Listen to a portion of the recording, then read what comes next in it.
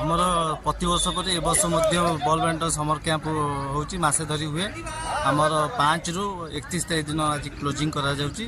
ଆମର ଏଥିରେ 35ରୁ 40 ଜଣ ନୂଆ ପିଲା ରେଜିଷ୍ଟ୍ରେସନ କରିଛନ୍ତି ଏବଂ ପୁରୁଣା ପିଲା ମିଶିକି ଆମର 60-70 ଜଣ ପିଲା ରେଗୁଲାର ହେଉଛି। କାରଣ ଆମର ସବ୍ ଜୁନିୟର, ଜୁନିୟର, ସିନିୟର ଏବଂ ୟୁନିଭର୍ସିଟି ସ୍କୁଲ ଗେମ୍ସରେ ପିଲା ଯାଉଛନ୍ତି। ଏ ବର୍ଷ ଆମର କଟକ ଜିଲ୍ଲା ଜୁନିୟର ସବ୍ ଜୁନିୟରରେ ଚମ୍ପିଆନ ହେଇଥିଲେ ପୁଅ ଝିଅ।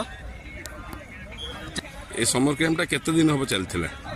ମାସେ ଧରି ଚାଲେ ଆଉ ପ୍ରତିବର୍ଷ ମାସେ ଧରି ଆମର ଚାଲେ ମେ 5ରୁ ଜୁନ୍ 5 ଯାଏଁ। କାରଣ କୌଣସି ଏଇ ଯେଉଁ କାର୍ଯ୍ୟ ଇଏ ଯୋଗୁଁ ଆମେ ଆଜି 31 ତାରିଖ ଦିନ ଆମେ ପିଲାମାନଙ୍କୁ କ'ଣ ସବୁ ଶିଖିବେ? ଡେଲି ଆମର ତାଙ୍କ ଯେଉଁ ସ୍କିମ୍ ଅଛି, ତାପରେ ଯେଉଁ ନୂଆ ଆମର ସିନିୟର ପ୍ଲେୟାର ଯେଉଁମାନେ ଅଛନ୍ତି ସେମାନେ ଆସିକି ପିଲାମାନଙ୍କୁ କିଛି ଶିକ୍ଷା ଦେଉଛନ୍ତି।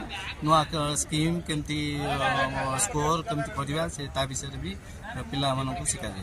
ଜୁନିୟର ସିନିୟର ତ କମ୍ପିଟିସନ୍ ଅଛି, ତାପରେ ୟୁନିଭର୍ସିଟି ଅଛି, ଆଜି ଇଣ୍ଟର କଲେଜ ଆମର ଏଠି ଖ୍ୟାସ୍ କଲେଜ, ରଘୁନାଥଜୀ, ସିଟି କଲେଜ, ଆମର JKBK କଲେଜ।